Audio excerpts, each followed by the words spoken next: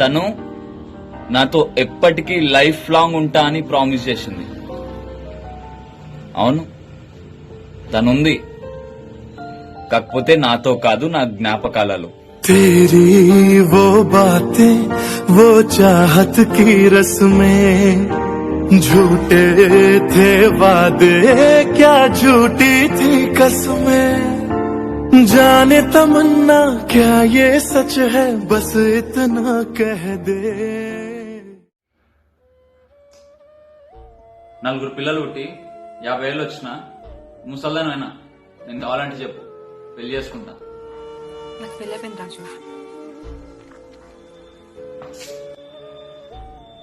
వాడు ఎట్లున్నాడు తెలుసా? అంకుల్ గాని లెక్కున్నాడు. గాడి నీ మొగడేంది, నీ పక్కన ఎట్లా అంటాడు కూర్చోవాలి. చీ నీ అమ్మ.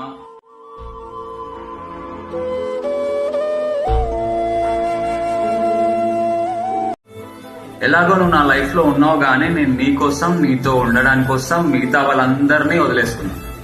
తీరా లాస్ట్ కి చూస్తే ఇప్పుడు నువ్వే నన్ను వదిలేసు. ఒంటరి వాడిని అయిపోయా.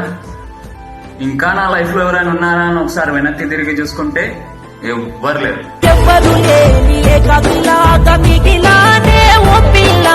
అందమైన నా జీవితమంతా ఆగమయ్యిందే నీ వల్ల.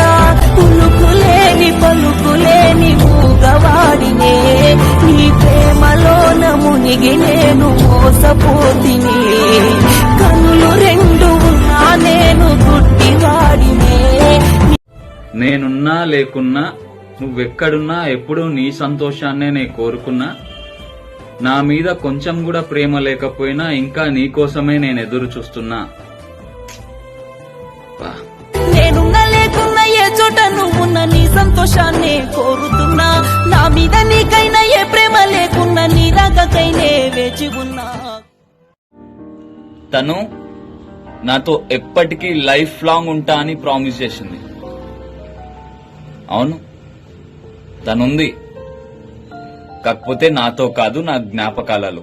तेरी वो बातें वो चाहत की रस्में झूठे थे वादे क्या झूठी थी कसमें जाने तमन्ना क्या ये सच है बस इतना कह दे.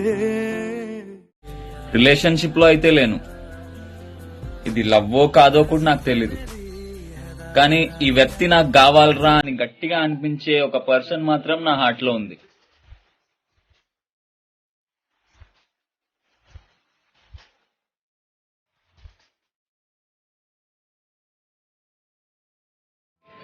అందరికీ బెస్ట్ ఫ్రెండ్స్ ఉంటే నాకు మాత్రం ఒక వింత జంతువు బెస్టీలా దొరికింది.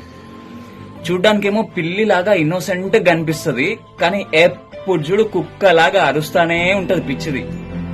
But I love my bestie.